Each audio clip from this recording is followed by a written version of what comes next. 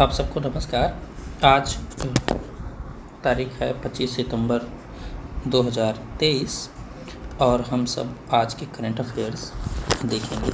पहले हम आज देखेंगे कि समाचार पत्रों में वो कौन सी न्यूज़ है जहाँ से प्रश्न बन सकते हैं। फिर हम कुछ महत्वपूर्ण प्रश्नों पर डिस्कस करेंगे और साथ साथ हम स्टैटिक जीके भी पढ़ेंगे जो इन करंट अफेयर से रिलेटेड होंगे।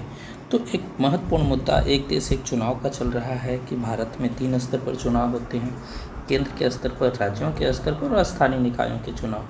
तो कैसे ये चुनाव एक साथ करवाया जाए, इसको लेकर के केंद्र की सरकार ने एक उच्च स्तरीय समिति का गठन किया है। तो यहाँ से ये प्रश्न बन सकता है कि वह उच्च स्तरीय समिति किसकी अध्यक्षता में गठित की गई है। तो रामनाथ कोविंद जी की अध्यक्षता में। आप सबको पता है कि रामनाथ कोविंद हमारे पूर्व राष्ट्रपति थे, तो इनकी अध्यक्षता में ये उच्च स्तरीय समिति गठित की गई है जो देश के प्रमुख राजनीतिक दलों से, विधि आयोग से और अन्य प्रमुख राजनीति के क्षेत्र में कार्य करने वाले संगठनों से मिल करके एक निर्णय लेगी कि क्या यह उचित है या कोई किस प्रक्रिया के द्वारा एक देश एक चुनाव को संपन्न करवाया जाए। तो यहाँ से महत्वपूर्ण प्रश्न बन सकता है। अच्छा, इसी समय एक विधि आयोग पर देख लीजिए कि विधि आयोग क्या है, क्या यह संवैधानिक संस्था है? तो नहीं, विधि आयोग एक संवैधानिक संस्था नहीं है, संविधान में इसका जिक्र नहीं है। विधि मंत्रालय, विधि और न्याय मंत्रालय के तहत यह एक प्रस्ताव पास करके ये बनाई गई एक कार्यकारी संस्था, एक एग्जीक्यूटिव बॉडी है जो तरह तरह के कानूनों के संदर्भ में शोध का कार्य करती है और संबंधित हितधारकों के माध्यम से मिल करके समय समय पर अपनी शोध कार्य करके और वाद विवाद वार्ता करके एक रिपोर्ट बनाती है और सरकार को सौंपती है। तो ऐसी 277 रिपोर्टें सरकार को सौंपी जा चुकी हैं। और अभी प्रश्न पूछा जा सकता है कि सबसे लास्ट में कौन सा विधि आयोग गठित हुआ? तो 22वां विधि आयोग गठित हुआ। कौन इसके अध्यक्ष हैं? तो ऋतुराज अवस्थी हैं। ये 2023 में इसका कार्यकाल खत्म होने वाला था, लेकिन अभी 1 साल के लिए बढ़ा दिया गया, तो 2024 तक के लिए इसका कार्यकाल हो गया है। तो ऋतुराज अवस्थी को याद रखिएगा, यहाँ से प्रश्न बन सकता है। एक और महत्वपूर्ण मुद्दा इस समय चल रहा है कि कनाडा में भारत के खिलाफ काम करने वाले खालिस्तानी संगठन के एक आतंकी थे निज्जर, जिनकी हत्या कर दी गई। तो ये कहाँ की गई है, किस प्रांत में की गई? ब्रिटिश कोलंबिया प्रांत में की गई है। ब्रिटिश कोलंबिया प्रांत कहाँ है? तो ये कनाडा के पश्चिम दिशा में है। कहाँ पर है? पश्चिम दिशा में है। तो जब हम कनाडा का मैप देखते हैं, यहाँ पश्चिम की दिशा में हमें ब्रिटिश कोलंबिया प्रांत देखने को मिलेगा, जहाँ पर कास्केड रेंज है, जहाँ पर जो है रॉकी माउंटेन्स देखने को मिलेंगे। तो ये कनाडा में पश्चिम की तरफ है ब्रिटिश कोलंबिया प्रांत। यहाँ से ये मैप के सेक्शन के लिए ज़रूरी हो जाता है। हम अगला एक महत्वपूर्ण मुद्दा देखें जो समाचार पत्रों में चर्चा में रहा, तो वह है अंतर्राष्ट्रीय अधिवक्ता सम्मेलन। ये अधिवक्ता सम्मेलन कहाँ पर हुआ? तो नई दिल्ली में हुआ। इस अधिवक्ता सम्मेलन में हमारे प्रधानमंत्री जी ने भी भाग लिया। प्रधानमंत्री ने इसमें एक बहुत महत्वपूर्ण बात कही कि जब खतरा वैश्विक हो तो निपटने का तरीका भी वैश्विक होना चाहिए। उन्होंने कहा कि अगर विश्व स्तर पर विश्व के जो देश हैं आपस में कोलैबोरेशन करें और विश्व के खतरों को लेकर के एक साथ एकजुट होकर के काम करें। हमारे पास AI की तकनीकी है, हमारे पास साइबर सुरक्षा के क्षेत्र में अगर सब एक दूसरे का सहयोग करें तो जो नए नए खतरे आ रहे हैं उनसे हम आसानी से निपट सकते हैं। ये आप कहीं मेंस वगैरह में ये प्रधानमंत्री का उद्धरण दे करके भी ये लाइन लिख सकते हैं कि जब खतरा वैश्विक हो तो निपटने का तरीका भी वैश्विक होना चाहिए। आगे हम कुछ महत्वपूर्ण मुद्दों की बात करें तो हम देखेंगे कि अब्राहम एकार्ड चर्चा में इस समय है। ये अब्राहम एकार्ड है क्या, सीधे सीधे पूछा जा सकता है। तो अब्राहम एकार्ड यह इजराइल और UAE तथा बहरीन के बीच संबंध मधुर करने के लिए, संबंध स्थापित करने के लिए एक तरह का समझौता है। अब इसके अगर बैकग्राउंड में जाएं तो हमें यह देखना पड़ेगा कि अरब देशों से इजराइल का संबंध अच्छा नहीं रहा है। कब से अच्छा नहीं रहा? तो ये अरब और इजराइल का वार हुआ था 1967 के आसपास। तो 6 दिन वो युद्ध चला था।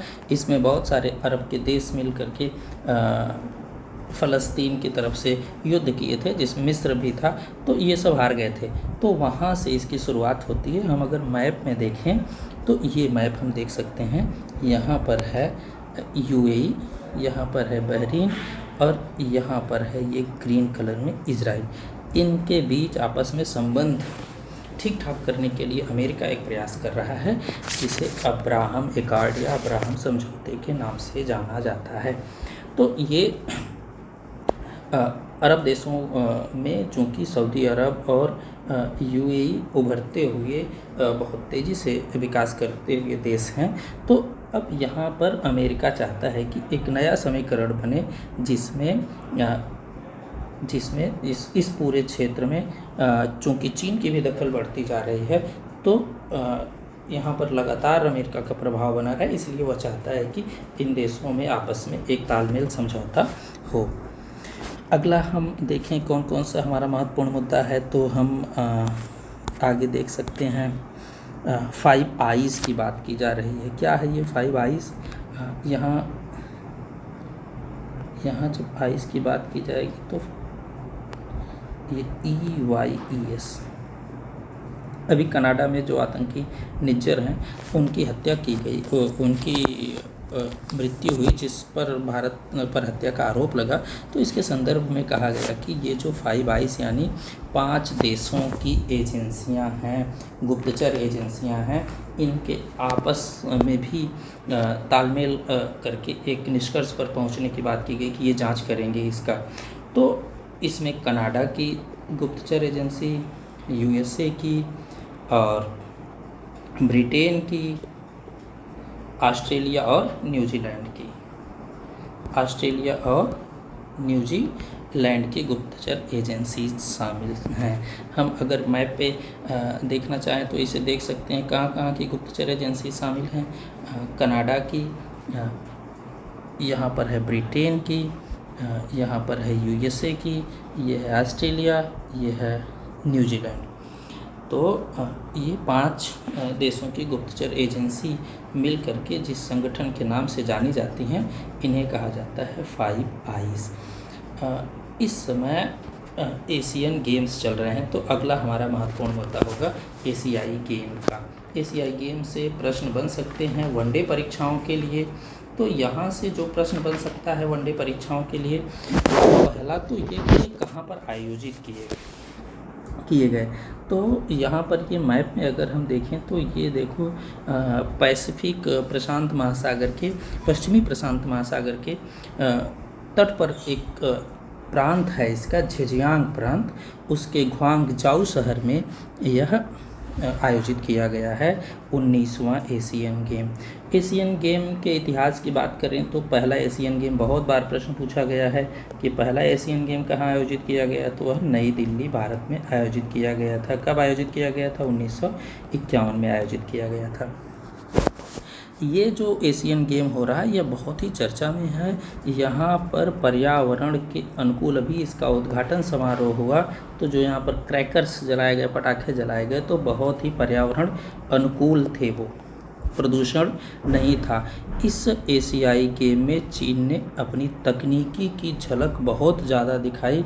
उसने अपने AI के माध्यम से, उसने रोबोटिक्स के माध्यम से उसने दुनिया में हैरान कर देने वाला, या दुनिया को हैरान कर देने वाला अपना तकनीकी विकास दिखाया। तो ये बहुत चर्चा में रहा इसका उद्घाटन। यहाँ से और क्या प्रश्न बन सकता है वनडे परीक्षाओं के लिए, तो इसका शुभंकर क्या था, तो 3 रोबोट इसका शुभंकर था। इन तीनों रोबोटों के लिए मेमोरीज ऑफ जियांग जियांजान कहा गया। और ये जो एशियाई गेम होते हैं हर 4 साल में आयोजित किए जाते हैं। अगला जो एशियाई खेल होगा वह 2026 में आईची नागोया में होगा। आईची एक प्रांत है जापान का, आईची एक प्रांत है जापान का, इसके नागोया शहर में 2026 यानी जो अगला एशियाई खेल होगा वो वहाँ पर होगा। ये एशियाई गेम 1 साल पहले होने थे, लेकिन कोविड के कारण यह देर से हुआ, 1 साल बाद से हुआ। तो इसमें अगर एक प्रश्न और बन सकता है कि उद्घाटन समारोह में कौन भारतीय ध्वजवाहक थे, तो हरमनप्रीत सिंह जो भारतीय हॉकी टीम के कप्तान हैं और जो भारत की मुक्केबाज हैं जिन्होंने ओलंपिक में कांस्य पदक जीता था, लवलीना और हरमनप्रीत, इन दोनों लोगों ने ही उद्घाटन समारोह में भारत का नेतृत्व किया था। ये रही एशियाई गेम्स की बात। मोटो जीपी की बात की जाती है। अभी हाल ही में उत्तर प्रदेश के नोएडा में बुद्ध इंटरनेशनल सर्किल बना है। वहाँ पे यह मोटो जीपी एक तरह की बाइक रेस है जिसे भारतीय इंडियन ग्रैंड प्रिक्स कहा गया। तो यहाँ पर भारतीय रेसिंग की बात की जाती है। यह अभी आयोजित हुआ, हाल ही में आयोजित हुआ। उत्तर प्रदेश के मुख्यमंत्री योगी आदित्यनाथ ने हरी झंडी दिखा करके इसकी शुरुआत की। तो इसमें कौन विजेता रहे, तो इसमें विजेता रहे इटली के मार्को बेजेची। इटली के मार्को बेजेची, तो ये इसमें विजेता